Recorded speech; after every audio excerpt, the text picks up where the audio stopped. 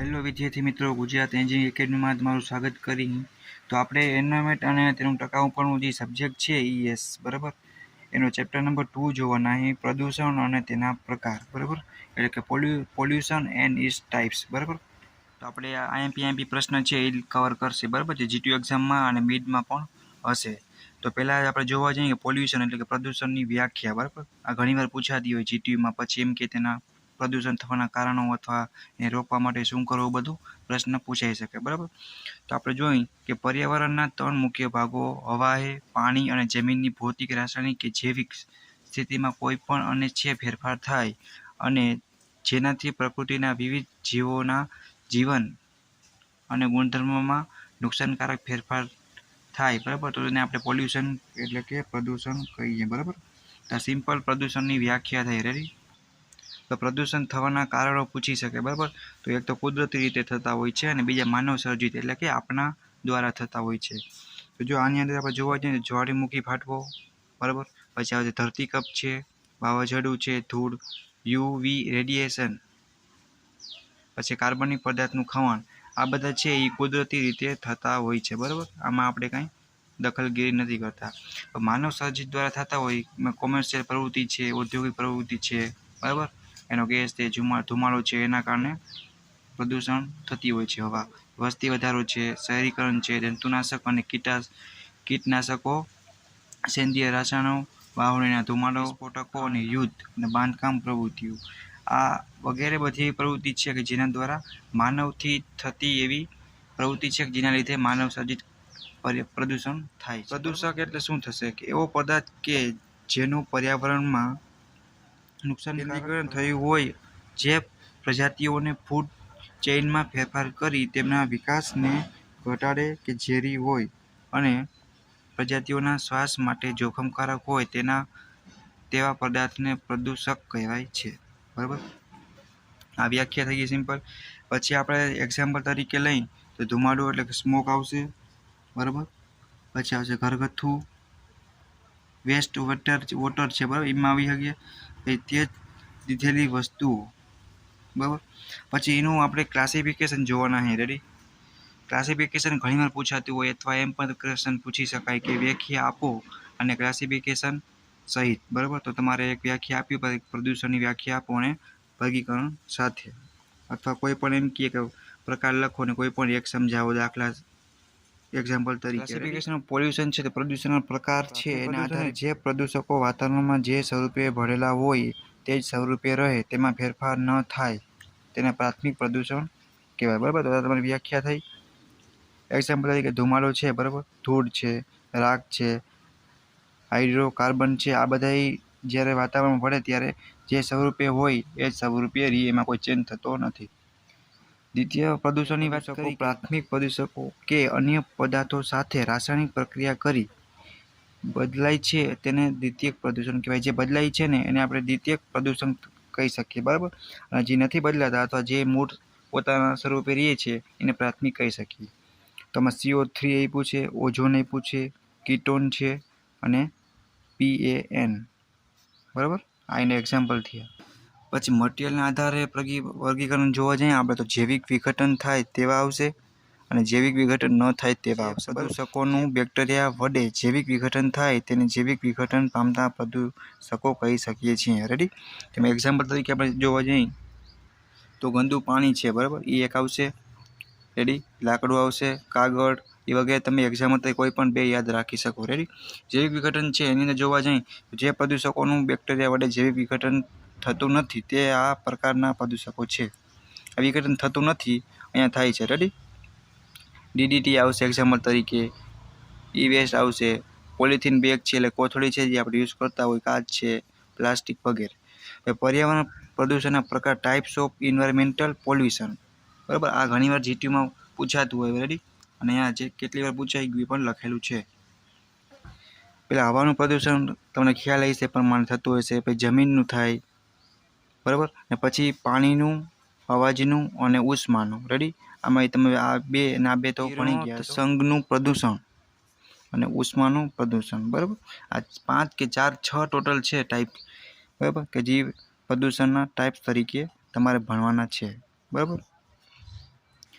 એમાં આપણે 1 બાય 1 લેતા જશે. શોર્ટ નોટ તરીકે અથવા ટૂંક નોટ તરીકે આમાંથી કોઈ પણ એક પૂછાઈ શકે, બરાબર. હવાનું પ્રદૂષણ અથવા એર પોલ્યુશન છે અથવા જમીનનું છે, કોઈ પણ વિશે લખવાનું થાય ટૂંક નોટ તરીકે, બરાબર. તો હવાનું પ્રદૂષક છે એટલે કે પ્રદૂષણ છે, હવાનું પ્રદૂષણ એમાં કઈ રીતે થઈ કે ઘન આવી જાય પ્રવાહી વાયુ સ્વરૂપે જે પદાર્થો હવામાં ભળેલા હોય તેનાથી મનુષ્ય, પ્રાણી અને સૂક્ષ્મ જીવો, વનસ્પતિને નુકસાન થતું હોય તેવી સ્થિતિને હવાના મુખ્ય વાયુઓ જોવા જઈએ આપણે તો પહેલાં નાઇટ્રોજન એટલે N2, ઓક્સિજન O2 અને આર્ગોન, બરાબર. આ ત્રણ આવી જાય. હવાનું પ્રદૂષકોનું વર્ગીકરણ પાછું એની અંદર જોવા જઈએ તો ઉત્પત્તિના આધારે થતું હોય, ભૌતિક સ્વરૂપના આધારે અને પર્યાવરણમાં હાજરીના આધારે, બરાબર. અત્યારે આપણે બેઝિક જે આઈએમપી છે ઓવરવ્યૂ આપણે લઈએ અત્યારે, બાકી તમારે એકવાર વ્યવસ્થિત રીડ કરી લેવાનું. ઉત્પત્તિના આધારે જોવા જઈએ સીધા જ વાતાવરણમાં ઉત્પાદનના સ્ત્રોત પછી સીધા જ વાતાવરણમાં પ્રવેશતા અને તે જ સ્વરૂપે રહેલા પ્રદૂષકોને પ્રાથમિક પ્રદૂષક કહેવાય. રેડી. સલ્ફર ડાયોક્સાઇડ છે, પછી કાર્બન મોનોક્સાઇડ છે CO, બરાબર. પછી આવશે નાઇટ્રોજન ઓક્સાઇડ છે, હાઇડ્રોકાર્બન આવી જશે અને આપણે કિરણોત્સર્ગી પદાર્થ છે, આ એક તમારા માટે નવો વર્ડ છે, બરાબર. અને બીજું જોવા જઈએ તો રાખ છે, ધુમાડો છે, કસ્ટ છે, મિસ્ટ છે, સ્પ્રે વગેરે તમે એક્ઝામ્પલ તરીકે આમાંથી 3 કે 4 તમે લખી શકો, બરાબર. સેકન્ડ પ્રદૂષકો જોવા જઈએ આપણે તો પ્રાથમિક પ્રદૂષકોની વાતાવરણમાં રહેલા પદાર્થ કે તત્વો સાથે રાસાયણિક પ્રક્રિયા થવાની ઉત્પન્ન થતા પ્રદૂષકોને દ્વિતીય પ્રદૂષકો કહેવાય છે, બરાબર. રાસાયણિક પ્રોસેસ થાય, પ્રક્રિયા થાય, એમાં એક્ઝામ્પલ પહેલું આવશે ઓઝોન, પછી આવશે PN, sulphur dioxide, photo chemical smoke અને ફિટોન વગેરે. આમાંથી તમે કોઈ પણ 2-3 યાદ રાખી શકો. રેડી. ભૌતિક સ્વરૂપના આધારે જોવા જઈએ તો વાયુ સ્વરૂપમાં કાર્બન મોનોક્સાઇડ આવી જશે, કાર્બન ડાયોક્સાઇડ આવી જાય, nitrogen oxide, sulphur oxide, hydrocarbon અને ફોટો કેમિકલ એક્સિડન્ટ, બરાબર. આમાં તમે આવા સૂત્રો વધારે યાદ રાખો અને લખો તો તમારે યાદ પણ ઓછું રાખવું પડે, માર્ક્સ પણ સારા મળે. રેડી. હવે આપણે જોવા જઈએ એની અંદર સૂક્ષ્મ રજકણો એ હવામાં તરતા ઘન કે પ્રવાહી કણો છે જે લાંબો સમય સુધી હવામાં તરતા રહે. આવા સૂક્ષ્મ કણોની રીતના આધારે તેને નીચે મુજબ વર્ગીકૃત કરી શકાય, બરાબર. તો એમાં પેલું આવશે એરોઝોલ, પછી આવશે ડસ્ટ, ફ્યુમ, પછી આપણે સ્મોક, મિસ્ટ, ફોગ, સૂટ અને ફોટો કેમિકલ સ્મોક, બરાબર. આ પાછા એની અંદર પ્રકાર પડે છે. નેક્સ્ટ જોવા જઈએ પર્યાવરણમાં હાજરીના આધારે જોવા જઈએ, બરાબર. તો એની અંદર જો ઇન્ડોર પ્રદૂષકો આવશે, બરાબર, અને આઉટડોર આવશે. 2 મેન થયા આપણા. અને એની અંદર પણ તમે પાછા એક્ઝામ્પલ તરીકે લખી શકો હવાના જે પ્રદૂષકો ઘરગથ્થુ પ્રવૃત્તિઓથી પેદા થાય તેને ઇન્ડોર પ્રદૂષકો કહેવાય, બરાબર. અને આમાં શું હોય છે કે હવાના જે પ્રદૂષકો ઘરની બહારથી પેદા થાય તેને આઉટડોર કહેવાય, બરાબર. એક્ઝામ્પલ તરીકે જો તમે 2માં જેટલા ઓછામાં ઓછા તમારે એ 2 યાદ રાખવાના. ક્લિનિંગ એજન્ટ આવશે, તમને જે પણ સહેલું પડતું હોય 2 તમારે યાદ રાખી લે. જેમ કે જંતુનાશકો છે તો એ તમને યાદ રહી જેવો વર્ડ છે. સિગરેટનો ધુમાડો આવશે, ચૂનાનો ધુમાડો વગેરે, બરાબર. પછી તમે આમાં કોઈ પણ 2 એક્ઝામ્પલ યાદ રાખી લેવાના. વાહનોનો ધુમાડો છે એ તો યાદ રહી જાય એવો ઔદ્યોગિક ધુમાડો છે, બરાબર. કાર્બનિક પદાર્થના સળવાથી પેદા થતો વાયુ છે એ તમે આસાનીથી યાદ રાખી શકો. કે સોર્સ ઓફ એર પોલ્યુશન છે કે હવાના પ્રદૂષણના સ્ત્રોત 2 ભાગમાં વહેંચી શકાય. કુદરતી સ્ત્રોત આવશે અને માનવ સર્જિત આવશે, બરાબર. એક કુદરતી થતું હોય છે અને એક આપણા લીધે થતું હોય છે. 2ની ચર્ચા આમાં વધારે આપણે કરવાની છે.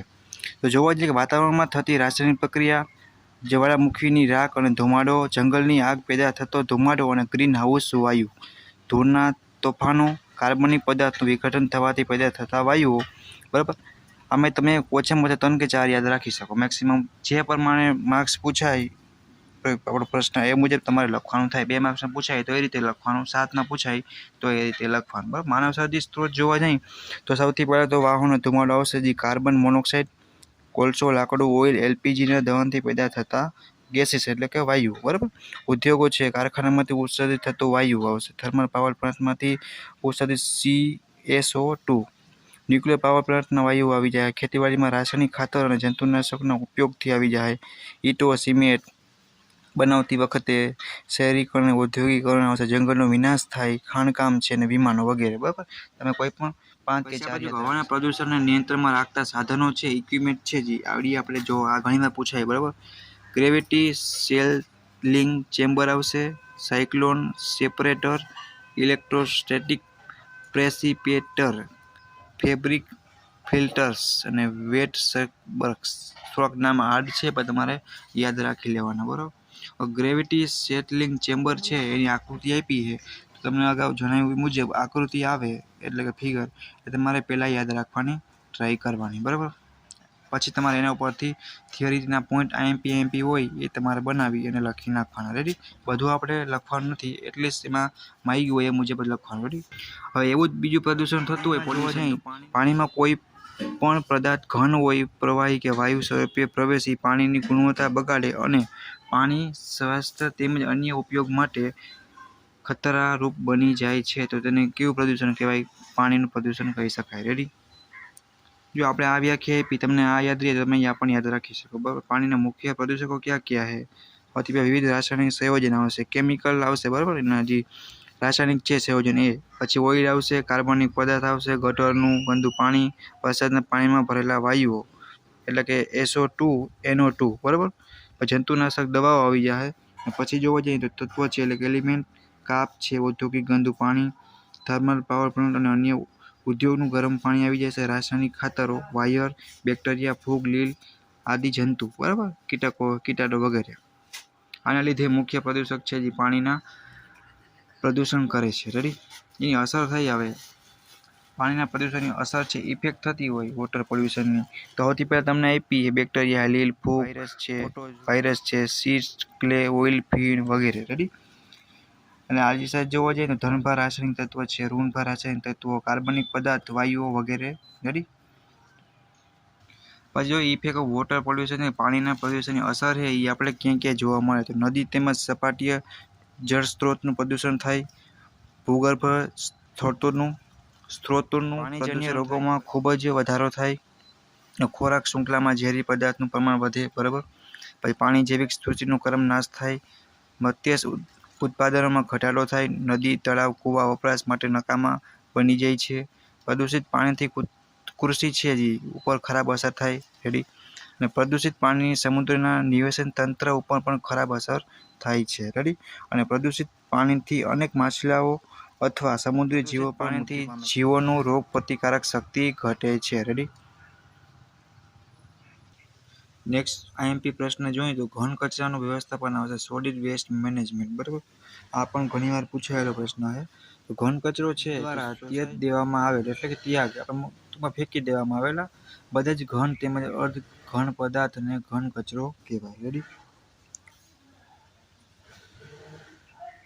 હવે જોવા જઈએ આપણે આઈએમપી એક પોઈન્ટ પાડીને તમારે ટીક કરતી જવાનું, લાસ્ટમાં જ્યારે એક્ઝામ આવે ત્યારે વાંચવાનું. બરાબર, કે ઘરગથ્થુ તેમજ કોમર્શિયલ પ્રવૃત્તિઓ દ્વારા પેદા થતા ઘન કચરાને મ્યુનિસિપલ સોલિડ વેસ્ટ કહેવાય છે. શોર્ટમાં તમારે MSW. ઘન કચરો ઉત્પન્ન ક્યાંય થાય કે ઘન કચરો માનવી તેમજ પ્રાણીઓ પ્રવૃત્તિ છે, ખેતીવાડી છે, ઉદ્યોગ વગેરેમાંથી પેદા થાય. રેડી, તેમાં રહેઠાણ ઔદ્યોગિક એકમો છે, કોમર્શિયલ એકમોમાંથી ફેંકી દેવાયેલા કચરાનો સમાવેશ થાય છે. રેડી,